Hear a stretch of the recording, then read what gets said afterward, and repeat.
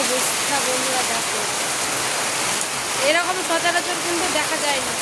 আর যে মুষলধারে বৃষ্টি পড়ছে দেখছো, আর এখানে দেখো রোদ্দুর। গুড মর্নিং বন্ধুরা। এখন শশা দিয়ে মুড়ি খাচ্ছি। আচ্ছা দেখো মুড়ি খাচ্ছে তোমার দাদা ভাই এখন।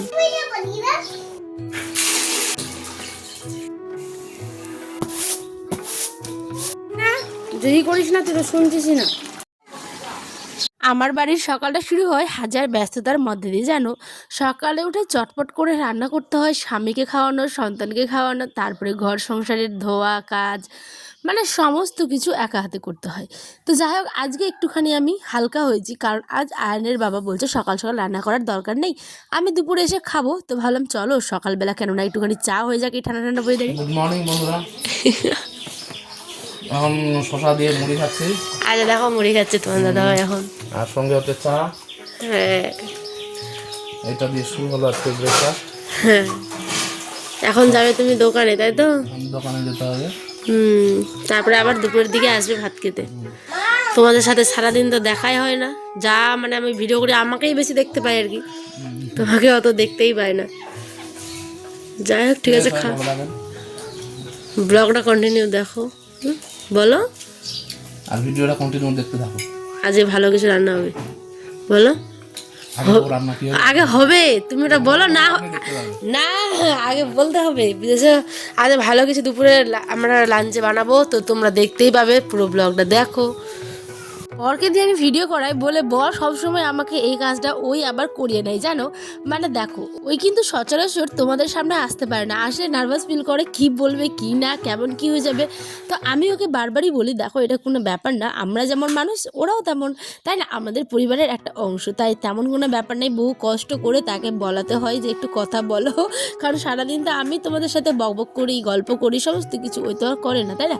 তো যাই হোক, খাওয়া দাওয়া করে কিন্তু চলে গেল। আর তারপরে আমাকে যেটা করাই সেটা হচ্ছে কি বলতো, যখন এটা রিলস ভিডিও করবো, ওই কোনো রিল দিবে মানে মুখ থেকে কোনো কিছু বের করবে না, আমাকে চুপ করে ওর ভিডিওটা মানে করতে হবে আর কি। ওই প্রচণ্ড নার্ভাসনেস ওর মধ্যে একটা কাজ করে।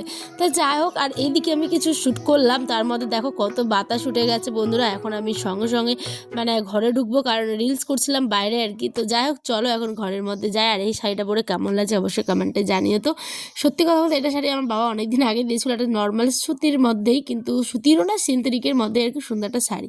তো একটুখানি সাজুগুজু করে কিছু রিলস করলাম, তোমরা চাইলে আমার শর্ট ভিডিও গিয়ে দেখতেই পারো। আর হ্যাঁ, তোমরা অনেক অনেক ভালোবাসা দিচ্ছ, তার কারণে তোমাদের জানাই অসংখ্য ধন্যবাদ গো। এবার বাড়ির পিছন সাইডে এসে কালু দেখছি যে খাচ্ছে। তারপরে নিয়েছিলাম, এটা যেহেতু শনিবারের ব্লগ গতকালকে, তারপরে এখানে আধা কেজির মতো মাংস নেওয়া হয়েছিল। তো ওই যে তোমার দাদাভাইকে সকালে বললাম যে একটা স্পেশাল রান্না করবো, সে তো একদম নাচর বান্ধব বলছে না আমি এখন বলবো না, পরে তোমরা দেখতেই পাবে, বললো না যে কী রান্না হবে সেটা পরের ব্যাপার। তো দেখো এখানে একটুখানি মাংস নিয়েছিলাম, মাংসের মধ্যে দিয়েছি সমস্ত বাটা মশলা, জিরে আদা রসুন আর পেঁয়াজ, আর কি বলে রসুনটা আর কি গোটায় দিতে হয়, আর জিরে আদা লঙ্কা ফঙ্কা এগুলো বাটা। এখানে আলু দিলাম কিছু, এখন দিব আর কি। আর তার আগে মাংসটা কিন্তু ভালো করে গোটা গোটা রসুন দিয়ে কষিয়ে নিয়েছি। এটা অবশ্যই বিফ, তো আমরা যেহেতু বিফ খাই তাই বিফ রান্নাটাই করি, তাই না। তো এটা কেউ প্লিজ মানে খারাপভাবে নিন, এটা তো একটা খাওয়ার, তাই না বলো। আর আমাদের মানুষের মধ্যে এই সমস্ত কিছু হয়, প্রত্যেকের খাওয়ার ধরন আলাদা, যে যেটা খায় সেটাই রান্না করে ভালোবেসে, তাই না। তো দেখো এখানে আমি একটুখানি মাংস রান্না করলাম, কষা কষা করে করবো, অলরেডি এখনও হয়নি, 10% জাস্ট হয়েছে। আর এখানে না ছিল একটুখানি আতপ চাল, চাল রান্না করতে গিয়ে দেখি যে এক ধরনের চাল আছে, মানে অল্প 1 পোয়ার মতো হবে আর কি। তো যাই হোক 2 পোয়া চাল আর 1 পোয়া চাল, মানে 3 পোয়া টোটাল চাল আমি কিন্তু মিক্স করে 2 রকমের চাল আজকে রান্না করলাম পোলাও। কেমন হয়েছে সেটা তো দাদাভাই মানে খেয়ে বলবে হয়তো তোমাদের। তো দেখো এখানে গরম জল বসিয়ে দিয়েছি, আর পোলাওয়ের মধ্যে পেঁয়াজ কুচি, তেল আর দিলাম হচ্ছে তেজপাতা। তারপরে এখানে একটু তেলটা দিয়ে না ভালো করে ভাজা ভাজা করতে হবে, তারপরে দিয়ে দিতে হবে গরম জল।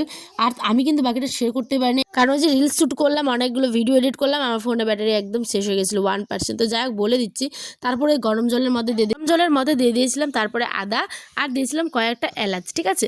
এদিকে পোলাও কিন্তু হয়ে গেছে। আর এইখানে দেখো একেবারে বৃষ্টি আসলো বলে, মুষলধারে বৃষ্টি আসবে বন্ধুরা, দেখো রোদ আর বৃষ্টি একসঙ্গে প্রথমবার দেখবে আমার সাথে সাথে তোমরাও। তো এখানে আমি তার আগে আমার যেহেতু উঠোন মানে ফাঁকা আকাশের নিচে, তো সেই কারণে আমাকে তো চাপা তো দিতেই হবে, স্নান করে ওইরকম অবস্থাতেই দেখো আমি চাপা টাপা দিলাম আর কাপড় দিয়ে দিয়েছি, ভেজা কাপড়গুলো সব ভিজে। আর কি পরিমাণে বৃষ্টিটা এসেছে দেখো।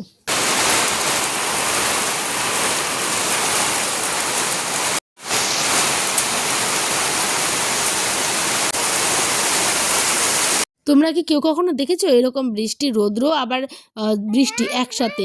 কি বাবা, আমি এখন ভয়েস দিচ্ছি, আয়ান এসে বলছে মা মা ব্যানানা খাবো। মানে ওই আর কি ব্যানানাটা এত পরিমাণে প্রেফার করে, আমার ছেলে খুব ভালোবাসে খেতে। তো যাই হোক, ওকে নিয়ে আমার পথ চলা যেহেতু, তাই ওই এখানে আছে, আর ওকে নিয়েই আমার বাকি কাজগুলো করতে হয়, জানো তো। যাই হোক, অনেক গল্পই তো করলাম। এবার রাতে দেখো টিসি, এটা হচ্ছে তিসি, আমাদের এখানে পাওয়া যায় কিনতে, খুব সুন্দর খেতে। এটা সানা করবো আর সাথে পেঁয়াজ দিয়ে করবো একটা মানে মাংসের আর কি ভাজা ভাজা রেসিপি। তো যাই হোক, শর্ট ভিডিও দিব। আজ এখানেই ব্লগটা শেষ করছি। দেখো চাঁদনি রাত দেখে শেষ করলাম। ঠিক আছে, টাটা।